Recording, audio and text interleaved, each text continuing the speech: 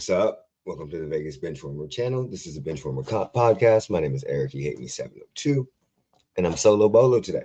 So y'all just get to talk to me about my decision, but what I think. Y'all get to listen to me. So fortunately, Jeremy or some of the guys may join a little later. Don't know what's going on with them, but we got some stuff to talk about. We were gone last week due to 4th of July. My dog kept me up the whole entire night barking. My dog, Kansas, I love her to death. Y'all know that. She swears she's in like a 12-round boxing fight. Her stamina starts to wear as the night goes on. All she's doing is pacing back and forth, barking. She looks at me like, hey, don't you see what the fuck's going on? Why aren't you coming up? So yeah. So that's what I dealt with. So I was kind of tired. My wife was sleeping in, so I didn't want to wake her up so that way she could get her sleep in, and then we do it in our bedroom. I do it in the bedroom, and then I didn't know what Jeremy and all of them had planned for the night before. So yeah, that's kind of why we canceled it last week. I hope everybody had a fourth and safe holiday. But we're back, and we got some stuff to talk about. First up, we didn't get to talk about this last week, and I actually forgot to put this in the Twitter post or in the topics, but Jaylen Brown was traded. Jaylen Brown was traded to my Sixers, my team. Oh, buddy, am I so damn happy. And we didn't have to give up a whole lot. I mean, what we give up, Paul George, a couple first. Not a lot. Just some slight, some little. So he is now officially a Sixer. Let's see what the trade details were. Okay, so he was traded for Paul George, which again, amazing way to get off of Paul George's contract. Paul George's contract was not good at all. When we signed the contract, it was not good. When I play 2K and rebuild them, I immediately trade Paul George. So yeah, not a good contract. Then they traded a 2031 unprotected first round pick, a 2028 first round pick convertible to a pick swap, and 2 second round picks. So we got a former finals MVP. He was top 5 in MVP voting last year, averaged damn near 30 points a game. And we got him for an aging superstar on a bad contract and 2 firsts. I don't really care about the second round draft picks. So yeah, inside that trade, my son is a Celtics fan, and I kept telling him, my oldest son, Devin, he's been on the podcast a couple times. I kept telling him that they're going to trade him. I didn't think they were going to trade him to the Sixers. I didn't think they were going to trade him to a rival. But I was like, no, you can tell they're going to trade him because Jaylen Brown had so much fun last year being the lead star, being the big dog. And I've said for years, Brown is better than Tatum. They just picked Tatum. Brown came out, the year before, was a number 2 or 3 pick, and then they just picked Tatum. When Tatum come out, he came from Duke, and they're like, you're our guy. So I'm excited Brown was there. And that's going to lead into, I don't care about all the drama. I'm not going to talk about the drama. I understand why the Celtics traded him. I don't care what Bad Steven says about paying 2 people $70 million. Yeah, I get 70%. I get that. Because of the way the new salary cap works out, you see a lot of teams do this. So Trae Young got traded to the Wizards. You see, that's why Jaren Jackson got traded to the Jazz. You see a lot of teams that are going to do this. They're going to trade. You're going to have to pick. If you're going to have 2 superstars and you don't want to go over like the aprons, you're going to have to make sure your 2 superstars are compatible consistently and both of them are happy. So, and they didn't want to pay Jaylen Brown. Don't care about that. I think more or less the reason why they had to trade him was because he outperformed his contract or his position on that team, and he was not happy with him. So I think there was going to be a trade regardless. Jaylen Brown saving face. He's extremely smart. He's PR motivated. He's his own agent. So, I mean, yeah, that's my thoughts on it. But that leads into the next topic that we're about to get into. LeBron James. Where's he going? I thought he was going to go to the Warriors. I thought it was setting up for him to go to the Warriors. I thought it was setting up for Draymond Green opting out. They're going to bring the Warriors. They could make a trade. If they bring in somebody, if he was to go to the Warriors, the issue is they're going to have to get off of Jimmy Butler, which everybody loves Jimmy Butler in the locker room, because they're going to need a solid 2 guard because LeBron can't play the 2. Jimmy can't play the 2 no more. So, I mean, you may have Jimmy playing the 3, LeBron playing the 4, vice versa. Draymond playing the center, coming in at the power forward. Maybe LeBron plays a little bit of center. But they need a 2 guard. They're gonna need a wing. So that's why I kind of think that the Warriors are out. Great story, would have been fun, but I think he's trying to win a championship. What's up, buddy? Welcome into the chat. How you doing? He is gonna retire. He's probably gonna retire after this year. Real talk though, he's probably gonna retire after this year. He's doing a documentary of his last year, so I 100% think he's ring chasing, and I don't have a problem with that because he's taking a minimum contract. So now that we got the Warriors out the way, let's go into what I think are the 3 favorites right now. The Heat. I think the Heat are actually third. The Heat have to make a lot more moves. Yes, the Heat have made some very, very good moves recently. With getting, of course, Giannis, and then re-signing Andrew Wiggins. Yeah, re-signing Andrew Wiggins. They bring in Tim Hardaway Jr. They got Bobby Portis, so Bobby in the trade. Bobby Portis is solid. I don't know who the hell Ryan Conwell is. He was a 2nd-round pick in the 2026 draft. So they're going to have to build out, in my opinion, some more depth if they want to get LeBron there. They're going to need some more wings. I mean, Wiggins can play defense. He can play the 2 or the 3. He might even be able to guard some 4s. Tim Hardaway Jr. is a great guy coming off the bench. He can play 2, 3, some 4. So, I mean, those are kind of interchangeable, but they do need a point guard. Same issue unless you're going to run Braun point forward. But in that scenario, I know they have Bam. But in that scenario, my issue I think that they have is they're going to need LeBron too much. They're gonna expect LeBron to be an intricate part of this team, and they're gonna expect LeBron, even though they're gonna be paying him a minimum salary, to act like a superstar player. So I think that's kind of on the backwash. Also, the way the Heat organization is with how well they keep people in shape and all that stuff with LeBron aging, I don't think that's the greatest idea. So I'm gonna say they're third. Second, I'm gonna say it's my Sixers. Okay.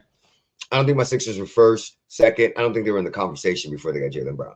But when you look at the roster that we have and the fact that it looks like we're going for it, we don't need him to score. We don't need him to be a huge contributor. Yes, of course, it's LeBron James. And if LeBron James wants to be a huge contributor, he can be a huge contributor. But we don't need him to. We have Jaylen Brown now. We have Maxey, which are going to be our 1-2 punch. Embiid's probably going to be our 3rd player. BJ Epcom's going to drop down to our 4th. Embiid may at sometimes be our 2nd and take over Maxey's position. Jaylen Brown's going to be the number 1 player. So, I mean, those are going to kind of be interchangeable. But if you look at it right now, you're going to put Maxey at point, BJ at 2, Brown at 3, LeBron at 4, and Embiid at 5. With that type of rotation, and then we can build out our bench, our depth. We'd still just signed Dean Wade. So we can have him coming off the bench. We could build out our depth with that kind of rotation. We're not going to expect a lot. We're not going to need a lot of minutes from LeBron or Embiid. So we can play a lot of load management. We can do a lot of load management. We can do the Kawhi thing in Toronto when Kawhi was in Toronto and they didn't have him play back-to-backs and stuff like that. We can do a lot of load management if we build that out. So I think that's the number. I actually think that's the best option if he wants to win or come out of the East. My main reason for that option is, last year we weren't great. We did upset Boston. Okay, oh well, we got swept by fucking the Knicks. But I mean, with a healthy Embiid, he's not going to be healthy all year, so we're not going to act like he is. But if you can get Embiid to play about 32 minutes, rest him on back-to-backs, have him play 3 games a week, get around the 66 game limit, depending on how many back-to-back games they get. If he does not get injured and you treat him well, he can average 20 and 10, 22 and 10. We don't need him averaging 30. Do the same with LeBron. Get about 25 from LeBron. We're set. And then they're ready for the playoffs. Then when the playoffs come, oh no, it's all good. It's all gravy. We have a lineup that's interchangeable that we can switch. We can guard. We are basically an older, unhealthier version of the Knicks with younger guards. Because OG's kind of a little older and Mikal's a little older. So when you think about it, I mean, McCallum, Jalen's probably about the same. When you think about it, our top two guards, 4 years, 2 years in, Maxi maybe 5. Um, then we have our older. So yeah, we're built with Maxi, VJ, Jalen switching. LeBron at 4. We can basically damn near switch 1 through 4. No, we can't because VJ can't go to 4. So we can damn near switch 1 through 3. So I think that's the best option for him to win. Plus, we have Bob Myers, who was a Warriors general manager or president or whatever the fuck he was, and now he's with the Sixers. Fuck the rebuild, fuck the process, all that shit. So yeah, it's not. It's that's and we know he will still make moves, and he's great at circumventing the cap. So that I think is his best option to win. But I think the favorite for him right now, I think it's gonna be the Cavs. It's a story I tweeted out. It's a story Disney couldn't write.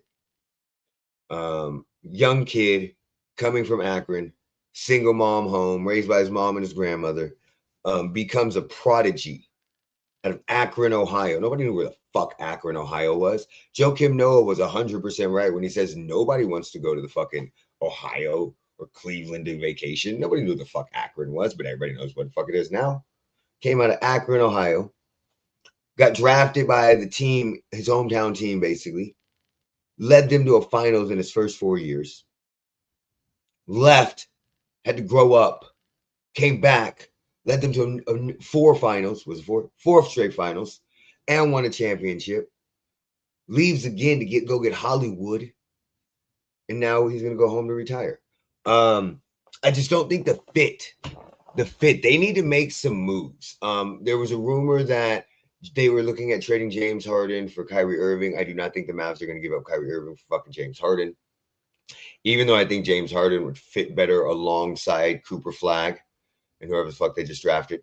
I think he would fit way better along him because James Harden can play more off ball than Kyrie can, and also he's much more of a passer. So, but there's a rumor, but you don't know what's going to happen with Kyrie coming off. We don't know what's going to happen.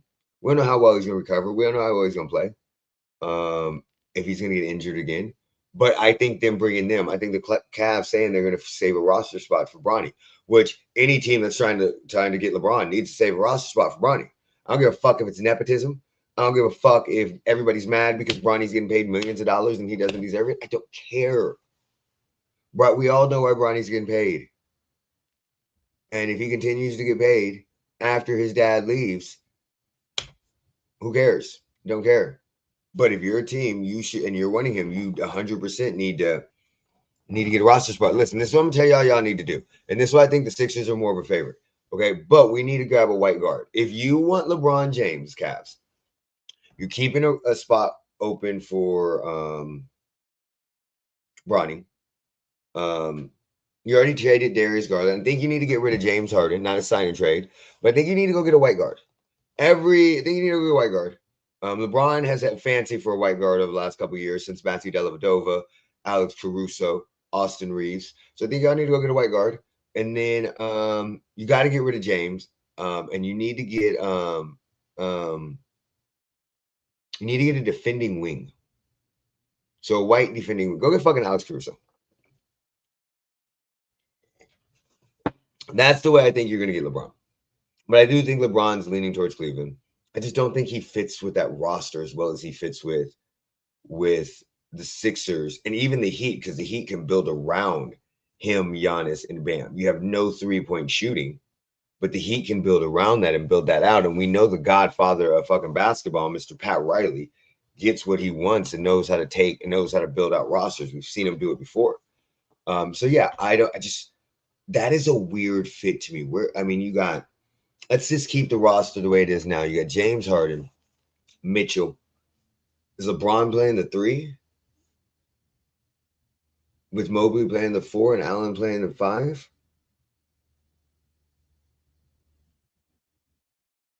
Yeah, I'm not. I mean, defensively down low, that is. Let me think. Is that? I'm gonna have to put that in 2K and see what it feels like. That is kind of interesting. That's a little interesting. I'm not sure, but that's a little interesting. So yeah, we'll see. We'll see how that works. But I want LeBron. Please, LeBron, come to Philly. Please come give us this ring. Please come help us out. I would love to see you with Philly. So make sure that yeah. So please, but I honestly think he's gonna go to Cleveland. I think that's gonna be where he ends up at. Too good of a story, especially if he could play with his son in Cleveland. I think that's gonna be absolutely outstanding for him. So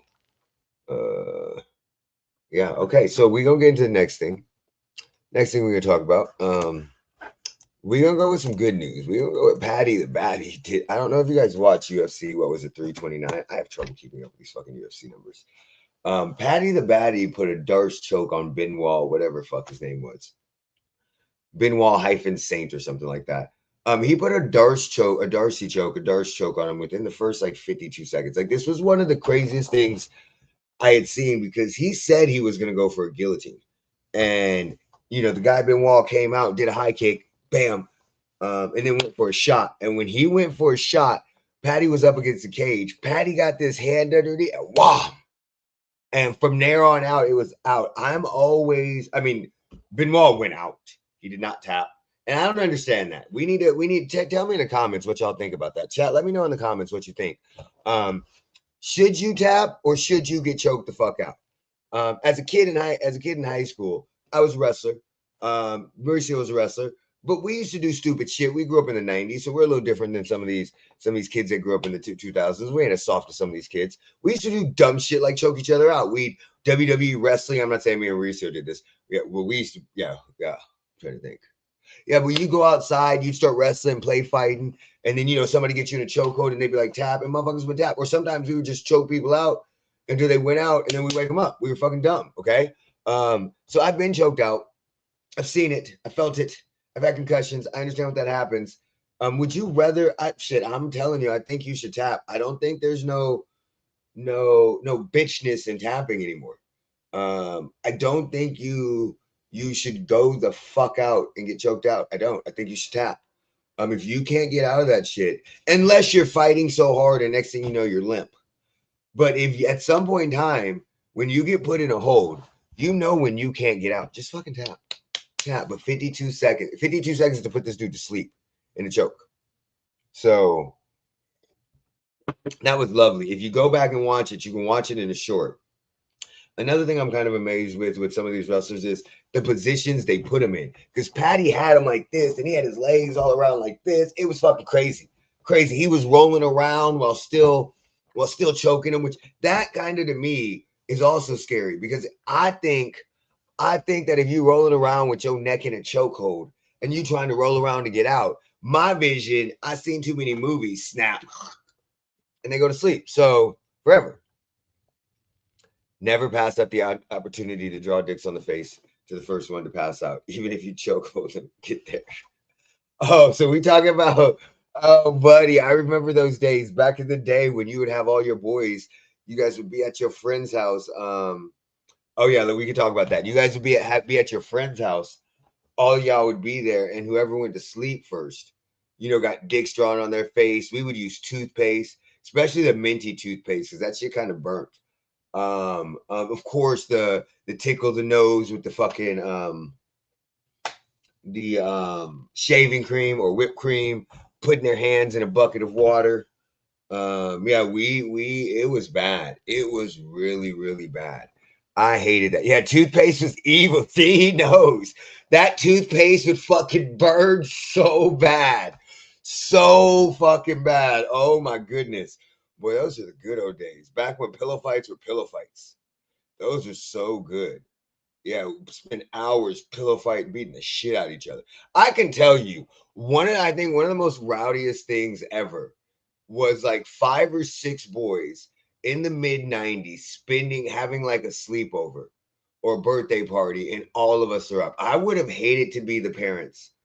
I would have hated to be the parents of those kids, of us back then. Because we were fucking loud. Like, of course, you'd start off playing video games.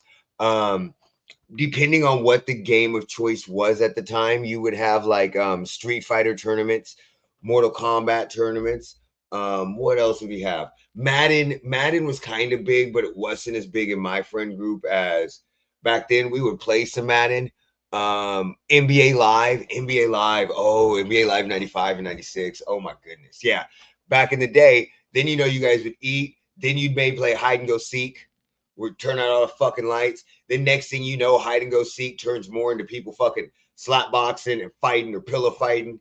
And then at some point in time, everybody was outside in the backyard beating the shit out of each other. Yeah, it was weird. It was a weird time, a very weird time back then. GoldenEye 4-screen. There we go. GoldenEye on the 64. Crazy. That was the game of the time. Oh my God. That was so fucking never pillow fight those that sleep with down pillows. Oh, that was legit. GoldenEye, dude, there was so many scraps over GoldenEye. And when I say scraps, I don't mean like oh, sometimes it was like, oh, we're just gonna push and grab. No, there was literally times that you would throw blows at each other for like 50 seconds, a minute, and your friends would break it up, and then y'all would kind of be cool. So yeah, there was multiple times we got into little altercations and scraps over games. Is Gable Stevenson? No, fuck no. No, he's not. No, I saw the knockout. I saw what he did. I'm going to be 100% honest. Gable Stevenson, I think, is one of the most talented wrestlers, pure athletic ability that we have seen in an Olympic wrestler or a collegiate wrestler at his size. Like he is, yes, Daniel Cormier was really, really athletic. But like if you look at what he did, Gable Stevenson, Don, whatever his name is, said he literally never mind. I'm gonna let that go. So he tried out for the Bills, played a couple practices. He was in WWE's talent pool, so he did that. So those are two totally different sports. Of course, he's an Olympic athlete. And then he comes into UFC, and a lot of times the UFC set people up for fights. Do you see what I'm saying? So we saw that with Greg Hardy. Greg Hardy looked like a fucking nightmare. And then all of a sudden he stepped up and he got his ass fucking whooped. Dave Stevenson, he's going to be able to wrestle the crap out of people. I mean, it is easier at heavier divisions than it is at lighter divisions. We saw that with Robert Whittaker breaking somebody's fucking jaw last night, which was disgusting. And when you're talented and you a lot of times move up from the lighter weights, you put it on right, you have way more ability and than the heavyweights do, which is something that Daniel Cormier has said. But I just don't think he's that good. I think his hands, he can always wrestle, but I don't think dominant wrestlers are as good anymore. I don't think, yes, you have Daniel Cormier, but I don't think at the heavyweight division, he's going to have to show me a lot more. That's all I'm thinking about. Yes, back to this 4-screen shit. Okay, GoldenEye was one of the great, fuck your Call of Duty, fuck your fucking Warzone, fuck your PUBG, fuck your Fortnite. GoldenEye was now when you go back, it has not aged well for graphics, so I don't want to hear shit, people. But GoldenEye was one of the greatest games in the world. There was never a time, I cannot ever think of a time that you went over somebody's house or you had friends come over and nobody knew how to play GoldenEye. Even if you didn't have a 64. Like I didn't have a 64. I had my parents, I love them to death, but my parents weren't buying video games and play and all that shit. My parents were cheap when it came to that shit. They weren't spending money on a lot of video games. We had a Nintendo, couple games in Nintendo when it came out, but then my parents understood that, nope, we're not going to fucking do this a lot. That is why I am a huge gamer and I bought games like crazy for my kids. I got a Sega in 92 and had that Sega Genesis, love it to death, all the way up until I was a junior in high school. So like 97, 98 when I bought my first PlayStation. I didn't have a 64, but I had plenty of friends that had a 64. And oh my God, 4-screen, we'd all go over Brett's house and we would play like fucking crazy. We went to, I had a wrestling camp my junior year. in between my sophomore and junior year up in Lake Tahoe, and that's about 8 hours, 6 hours away from Vegas. And our roommates, my roommates, they were three guys that were all from the same school in California. So there's five of us, three guys from the same school, and then California, one dude was from Texas, and then there was me. So there's five of us in a room, and it was like a big ass hotel or whatever, and they had bunk beds, twin bunk beds, two twin bunk beds, and a small and a twin single bed or whatever. And all we did was play GoldenEye. That was all we did. All we did was play GoldenEye. I'm not gonna lie, I love GoldenEye, but I was never very good at it. I would always get my ass whooped. But never very good at it. I was better at Street Fighter. And then also No Mercy. Or WWC No Mercy. We used to play that a lot. On it. That was amazing. That was fucking amazing. Dude, that's a trip down memory lane. God damn, pillow fights, toothpaste on people's faces, and fucking GoldenEye. That was absolutely, yeah, those are back in the day. So yeah, Paddy fucking choked somebody out. Now let's talk about the thing that, let's talk about what he did. Let's talk about the man that came back. And I don't care what anybody says. McGregor has he commands an audience like I've never seen before. Like I've never seen before, he commands an audience. It's absolutely stupid how many people showed up to watch this man fight. So I mean, it was good. It was good.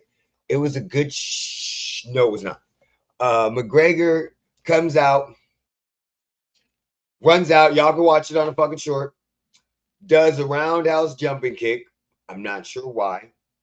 And immediately basically falls and buckles his leg. Now, my confusion is I may have to rewatch this again. But when he jumps, I thought he buckled his left leg. I thought his left leg buckled. No big deal. Okay. He gets up, he goes to throw a punch, and again, I think his left leg buckles because I think he's fighting southpaw, and he goes and steps with this punch, this one, and he falls, and he comes down and he's telling him, fucking fight, and Max doesn't want to fight him because he doesn't want to hurt him, and he doesn't jump on him and take advantage of him because even if his leg is hurt, he can still wrestle, even though McGregor's not a submission specialist. So then he gets up. Basically, I think he falls again. He gets up again. He goes to fight, and then his right knee buckles, and then the ref calls off the fight. So I don't know how bad he's hurt. I don't know exactly what happened, but Conor McGregor hurt himself. I don't care if he hurt himself in training. I don't care if he was hurt before he came in this. I don't give a fuck. I hate that notion and the way everybody jumps to that so quickly. Oh my God, Conor was hurt in here and he knew he had a payday. The first tweet I saw was Conor was hurt. He knew he was guaranteed a payday, so he wanted to get this fight out the way. First of all, I've never been a professional fighter. I've never been an amateur fighter. Okay, I just dibble and dabble. Okay, go ahead. Go. I just dibble and dabble in a little bit of boxing. You see what I'm saying? I wrestled. I have friends that do MMA. I have a buddy of mine that teaches kickboxing. So, I mean, I've dibbled and dabbled. I'm not a kickboxing fan. That shit hurts. But basically, what I'm saying is every professional fighter is normally hurt when they go into a fight. And this is coming from somebody who's watched thousands of fights over my lifetime, whether it be boxing, whether it be MMA, whether it be fucking kickboxing. Pride back in the day. So whether it's watching old martial art fights where like that when that kickboxer fought the fucking American kickboxer here, I forgot his name, and he beat the shit out of his legs. So everybody goes into fights hurt. Terrence Crawford says his shoulder was injured when he went to fight Canelo. And if you watch the match, watch Errol Spence and watch the fight before that, and then watch the Crawford and Canelo fight, his jab was not as strong. His jab was just kind of thrown out there. It didn't have the snap. Manny Pacquiao fought Floyd Mayweather with a fucking injured shoulder. This is what they do. Conor didn't want to pull out because of the fact that his reputation would be this and he'd become unreliable. Conor is 37 years old. Conor's made so much motherfucking money, he does not care. I don't think Conor cares. Conor threw a dolly through a fucking bus window and said, fuck everybody. Okay? Conor fought Khabib and still talks shit. Conor does not give a fuck about your opinion of him whatsoever. So I don't think that matters at all. I think what happens is Conor, at one point in time, was on a legendary journey.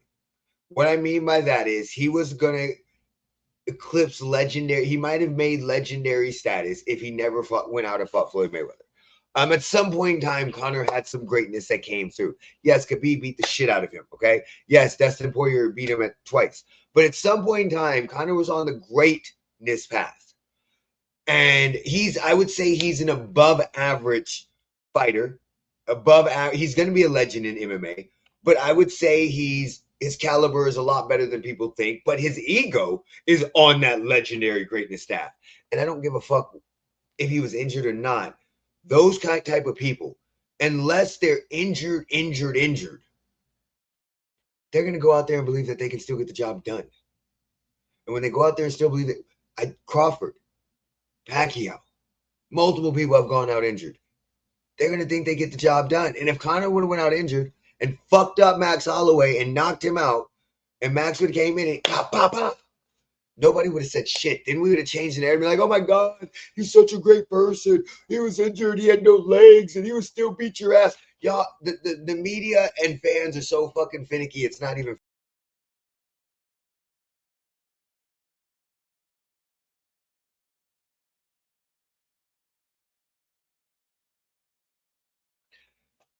I just even clicked out of the fucking thing because I was so fucking frustrated. Okay. I questioned, did McGregor train for months or just teach for a short time? He could have. He could have trained for months. He could have taught for a short time. I'm not sure. I need that McGregor roundhouse from the movie Roadhouse. By the way, that movie fucking sucked. I don't know people's opinion on it, but I thought it was fucking horrible. I don't know. This is what I think about McGregor. I watched the press conference. I watched the weigh-ins. He seemed very locked in. He seemed like the McGregor of an entertainer. He seemed like McGregor that was ready to fight. I have a very hard time believing that somebody that has been away from the sport for 5 years, that is 37 years fucking old, that is fighting a guy who is known for putting people to sleep, and Max Holloway, and having great hand speed. I just have a hard time believing you don't take this seriously. Now, if we want to go down a conspiracy lane and say, hey, McGregor just wanted that money, yeah, I could get on that. He could seem like that type of person too, because I don't think he gives a fuck about what people think. But deep down in my heart, my mind, my soul, my body, as a fan of combat sports, I just think he had an injury, but thought he could manage it and get through it. I think that he went out and threw that opening kick because he was trying to surprise Max Holloway and trying to hurry up and get the fight over with. But I also think that as a 37-year-old, I also think, remember, the last time he fought was 32. So maybe he had multiple injuries that he had fought through when he was younger. And everybody that's in the chat that's above 35, 36, y'all know what happens. Your body don't recover the same. I go play basketball at 40, and motherfucker, I'm sore for 2 days. So your body does not allow you to compensate as well as you get older. And maybe that might have been the issue. It might not have been that he went out there with nefarious means or was out there for the money or he didn't train. It could have just been that his body did not compensate well enough because he's older. We're going to see this in a couple months with Adrian Broner. If anybody has been paying attention to Adrian Broner, I don't know why I get caught up with some of this shit. But I get caught up with a lot of these fucking influencers. I don't really give a fuck about speed. I show speed. I don't care about Kai Cenat. I don't care about a lot of the big ones. But I like Dean the Great because Dean the Great was a boxer. So I liked watching Dean the Great box. I like seeing his boxing matches. I hated his fucking attitude and his personality because he has Napoleon syndrome to the fucking max. But and he will beat a lot of motherfuckers' ass, because most people that get in a boxing ring that actually understand how to box will whoop 90% of the fucking public. So and he would beat the shit out of my ass. But he has small guy syndrome. I never liked his personality. Oh, you talking shit to me, but I didn't like him. He always puts on a tough hood guy. Dude, you are like 5'7", 5'8", 145 pounds. Shut the fuck up, okay? That's like me. I talk a lot of shit. I'm fine. But well, no, that is kind of like me. Hold on. You know what? Keep doing you, Dean. Keep doing what you do. So, but I like the Adrian Broner and him thing. I loved Adrian Broner as a boxer. I wasn't preying on his downfall when I was watching that shit. I just always thought he was entertaining. One of my favorite lines that he ever said to anything is, "They call me the problem, but you can call me the can man, because anyone can get it. Americans, Mexicans, Dominicans, anyone can get it." I love that line. That was one of the best ones. I love when he told Paulie Malignaggi, "I took your belt and your girl." So I loved it. I hate it when he lost to Madonna. Don't get me wrong, some of the antics he did in the ring I did not like. When he fought that punk ass dude, what was his name, Paul Cobb or whatever, us on the show, we literally talked about the fight, talked about the lead up to the fight. I was praying for him to come back. So I love seeing the Adrian Broner. I thought he was funny. Was he drunk? I don't care. It's entertainment. I think a lot of these people that are influencers that put on shows, I think they put on a lot of fakeness during these influencer things just so they can get the likes and the stuff like that. And the ones that really do it are like the Jack Dohertys and the dumbasses. So now this motherfucker's supposedly locked in and he's training. And he's locked in training. And that's the craziest part about it. Like, I've been watching the little shorts that they have of him. Dude running. He's been training for a couple days. People talk about his stomach's already gone. Man, he's an older guy. He ain't going to get back to the 8-pack unless, he put it in. But you see the way he's talking about, hey, we need a pull-up bar. We need this. We need 2 workouts a day. Monday, Tuesday. Monday, we're going to do 2. Wednesday, we're going to do 3. Or Tuesday, we're going to do 3. Wednesday, we're going to do 2. Thursday, we're going to do 3. Friday, we're going to do 2. And Saturday, we're going to do 1. Then we off on Sunday. Then you see him, and he like, hey, we're going to start off, run half a mile. Nah, no water, a mile. So he getting back into shape, and I love to see it, and I can't wait for this man to get in the ring. But what my point about this whole entire thing was, before I went off in my side rant, was when you get in the ring, you better get in the ring with an older person. Because if you get in the ring with another young buck, it may not be good. You can have all the experience and everything. But when you get in that ring and you think you're as fast as you used to be, and all of a sudden you ain't. Trust me, I know. I get cooked on a regular basis playing basketball because my body just don't respond the way it should be. Like, I'm like, dude, how can I not blow by some of these motherfuckers? Because you know what? I'm fucking old. I'm not as quick as I used to be. I got to get more crafty when I be doing shit. Same thing with a lot of your older fighters. Adrian's been off for a while. The last time we saw him box, he was getting his ass whipped by some dude named fucking Cobb. So, yeah, you're going to see it with him. Probably the same thing we saw with Conor. We saw with Michael Chandler at UFC 50, where he got the fuck beat out of him. Father Time is undefeated. And there's only so long that you can continue to go. And as I've started to age, and me being I can tell y'all, shit don't get any easier. So that's why when we talk about LeBron, we need to put some respect on this motherfucker's name. Because I could never do what he's doing. Absolutely crazy. So yeah, I think McGregor was just old. I think he's just old. That's my biggest takeaway. All right, so for any of y'all wrestling fans, we gonna jump into that real quick because I want to sound like LA Knight for a second. Let me talk to you. What the fuck is going on? Okay. First of all, let's talk about this. If you have rocked with us long enough, make sure you like, subscribe, all that good stuff. You understand my thoughts on Sami Zayn. I am not a fan of Sami Zayn. I am Braun Breaker hate level of Sami Zayn. I hate his beard. I hate his music. I hate everything. I hate the underdog idea. I hate the way he looks. I'm not gonna lie. I either get fat or get fucking buff. I don't like. I know it's a dad bod. It's fine. I don't care. But I don't like it. I don't like the long ass beard. I don't like anything about Sami Zayn. I don't like the way he won against Cody Rhodes. I didn't like that. I don't like the drop down schoolboy. I don't even think he should have been in. I thought he was going to lose, and that would cause him to turn heel. Kevin Owens comes back and helps him, and then that motherfucker goes on a tear. But you mean to tell me that there was supposed to be a match with Cody for SmackDown title on Raw? I don't understand that shit.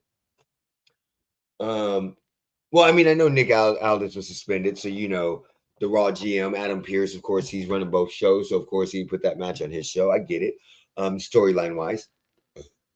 Some odd reason, Gunther attacks Cody. I'm not sure why. Gunther, when he lost, he attacked Nick Aldis. So now and he doesn't just attack him; he viciously attacks him, which I normally like these type of attacks. I like when the villains go fucking crazy, but I don't understand why. Did he think he was gonna get the title?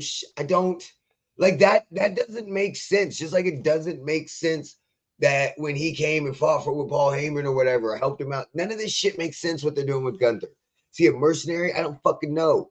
So now you have that issue where Cody is completely injured and you have to take him off, and you had to injure him. Okay, got it. Let's give some time off. If he was injured and you needed to get the belt off of him, that's fine. But you could have, but he wasn't because he came back on SmackDown.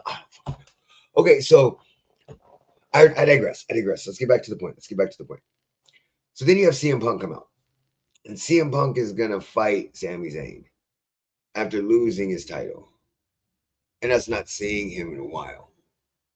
And not only is he gonna fight Sami Zayn, he's gonna beat Sami Zayn. And not only is he gonna beat Sami Zayn, he's gonna haluva kick Sami Zayn. Horrible haluva kick, by the way, CM Punk. Before beating him.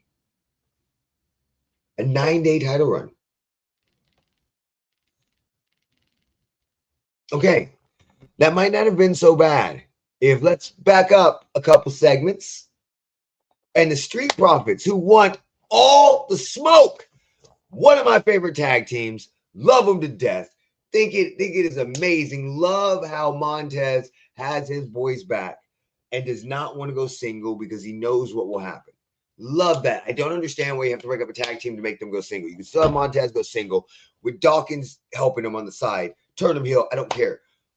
But they win the tag team, and it's a glorious. And they are a tag team that it seems like they're ready to take on all comers. They'll fight multiple storylines. We get new storylines because they haven't been on Raw in a while. We get them facing new tag teams. You actually have a tag team that's been a tag team for a while, leading the charge. We know what it was. I thought what it was going to lead to was them going against the Usos because we don't have. So I don't know. I get it. But then a couple weeks later, 2 weeks later, maybe, the Vision, which last week we thought was dead,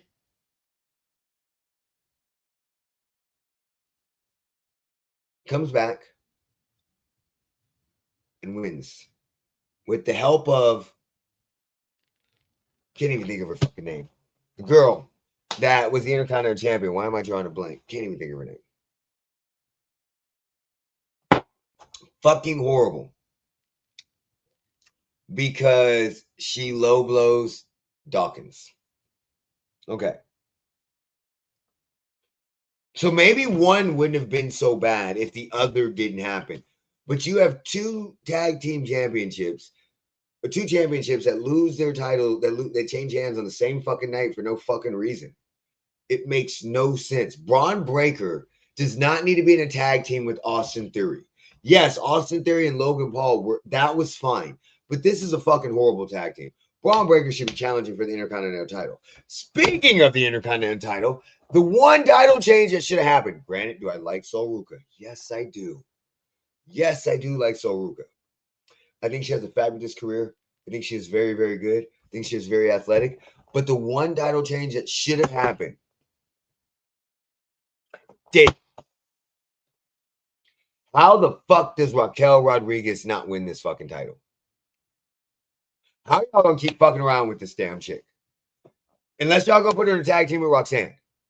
How y'all gonna keep fucking around with this chick? What? Oh, is she gonna challenge Liv Morgan? Is that what's gonna happen? Liv is gonna lose to Kyrie at SummerSlam. Liv's gonna blame Raquel. Raquel's gonna beat Liv's ass. They have their back and forth. The winner of that fights Kyrie, and then you're gonna give her the title. So we're just, I don't fucking know. I don't know. I don't know, but the WWE is so fucking ridiculous right now because they have title chances just changing hands. It's almost like the WCW in the fucking dying years of it. We're just giving motherfuckers the title. Why the fuck did we even give Sami Zayn the title? Please do not tell me we gave Sami Zayn the title because it was in Saudi Arabia and the Saudis love him. Please tell me that's not the reason why we did that. That is that. I just don't know. I don't know. It is very, very hard right now to watch some of this stuff because you're just like, this makes no sense. Storyline be damn. Um, I don't even care about the Seth Rollins and the Roman Reigns and people saying, oh, Seth Rollins came out of nowhere. If you motherfuckers are cheering for CM Punk to have the title, shut the fuck up about Seth Rollins. Seth Rollins actually has a legitimate fucking reason for him not having it because he never lost it. He was stripped of it due to an injury. And since he came back, he handled the division and then he went to Roman. Of course, he's not going to win because Braun Breaker should still get involved and take his title shot, however that happens. But I don't mind that. I don't mind that at all. I love LA Knight coming out. A lot of the bloodline with LA Knight, because I love LA Knight right now, a lot of that is going good. But outside of that, I don't know what the fuck they're doing in their title scenes. I have no clue. You have one of my favorite wrestlers, Rhea Ripley, with a slight tear in her meniscus, and she's gonna be out for a little while. So we have Jade Cargill beating the shit out of everybody. She's hurting Alexa Bliss's arm. Charlotte Flair is fighting like crazy. I just don't understand what the fuck is going on in WWE no more. I used to have fun. I still have fun watching it. I'm not saying I don't. There's a lot of good stuff going on. I've mentioned some people don't like the bloodline. I like the bloodline. I like the LA Knight story. I like what's going on with Solo Sikoa. I know the Jacob Fatu, yes, no, maybe so. Okay.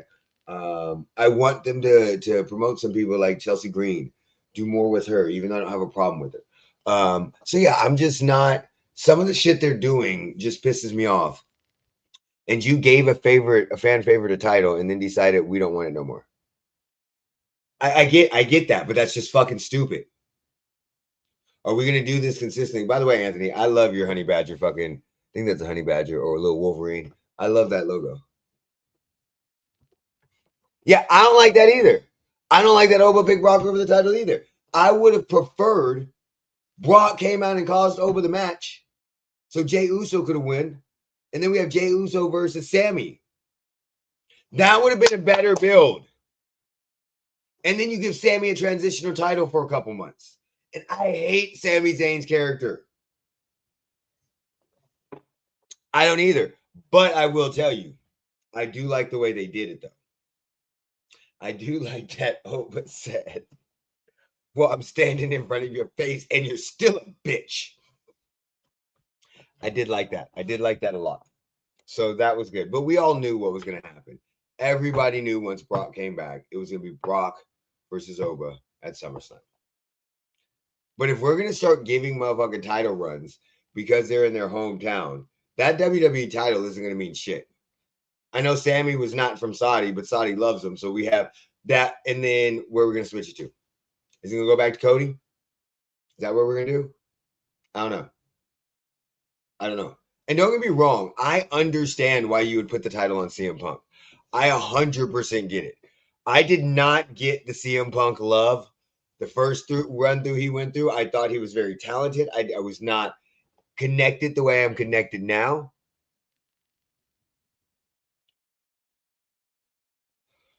Okay, so this is the issue. This is the yes and no.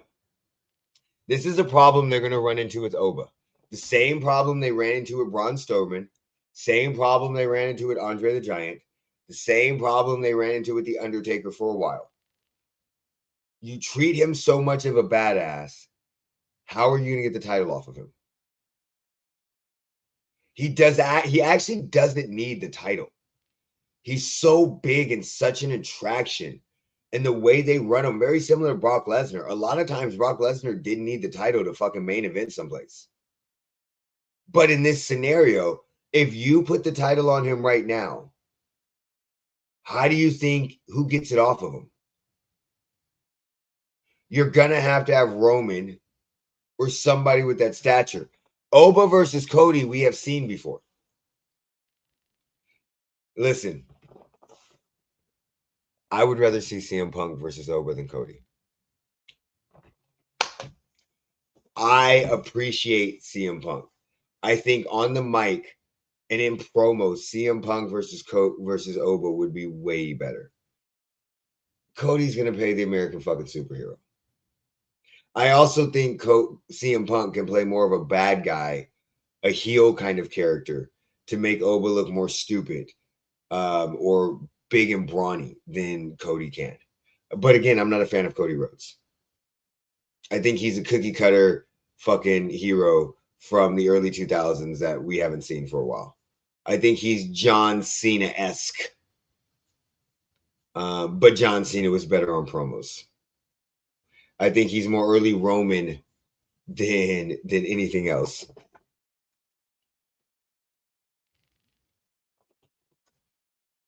I would love to see that build up, but I have a question. Do you really want to see that match? Because that's going to be a horrible match. It's going to be a big old house fight. It's going to be a couple moves, couple Superman punches, couple spears, couple drive-bys. And if you do that match, I think you have to save that for WrestleMania. I think that has to be bigger than Night of Champions. I think if it's me, I think you have Oba do a couple things. You have Oba beat Brock. You have Oba say that he sets his sights on Roman, but he understands how the bloodline works. So instead of trying to cut off the head of the snake, he's going to chop it up piece by piece. And I think you have him go on a fucking rampage and beat the shit out of all of them. Not attacking them, but doing an honorable thing and challenging them to certain matches. So we get him and Jay again at fucking Night of Champions or whatever. We get him and Jimmy at fucking whatever your December pay-per-view is. We get him and Jacob Fatu at the Royal Rumble. And then we get him and Roman. And I think he uses what he won from winning the King of the Ring. And that's kind of the way, it's probably a bad storyline. That's kind of the way I would write it. That's how I think I would do it. To build that match up and basically have the whole entire bloodline severely scared of him. And then put him in a fucking cage. Put him in a Hell in a Cell.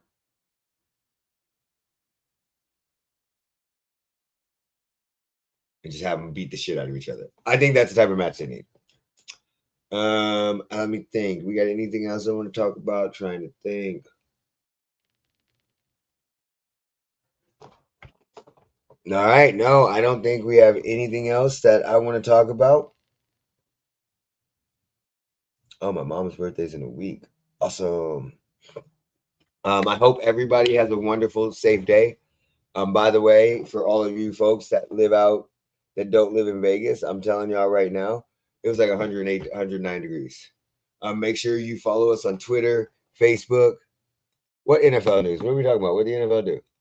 I can tell you I heard about the damn college football 27 news where they were charging you in fucking offline modes. I was pissed about that. Oh, we're talking about the San Francisco 40, the group from San Francisco buying the Seattle Seahawks. Is that what we're talking about? If that's what we're talking about, I want to save that for when we have some of the guys on, because I have something that I want to talk about. Because the way I looked at it is I wanted to do some more research, because my thought process is at one point in time, our teams. Oh, wait, shut the fuck. Okay, wait, hold on. Please tell me that's not true. Please tell me that's not true. Please tell me that. Please tell me you did not just say that.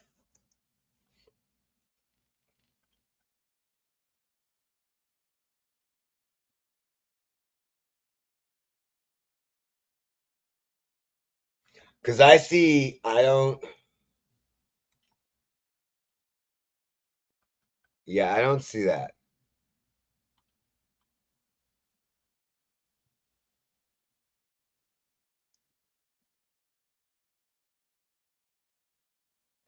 I don't know. I don't know. Let me see.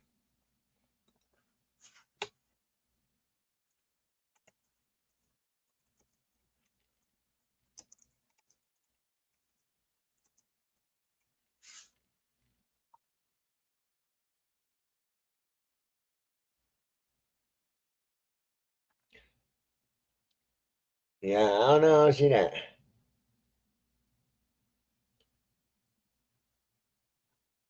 I mean, just that right there. That that would be such a horrible look, unless another team is going to pay him, because they already call the fucking owners and sports plantation and slavery. That would be such a fucking horrible look. Now, I think we need a deep dive investigation into why receivers are going crazy at such a young age. I think we need a deep dive into that. I think people need a deep dive into that. But all right, I need to go get my smoke on, go do some chores. I hope everybody has a wonderful, fabulous Sunday. Make sure you guys are staying hydrated, and make sure you like, subscribe, share this video, all that good stuff. Everybody have a wonderful day. Put me in.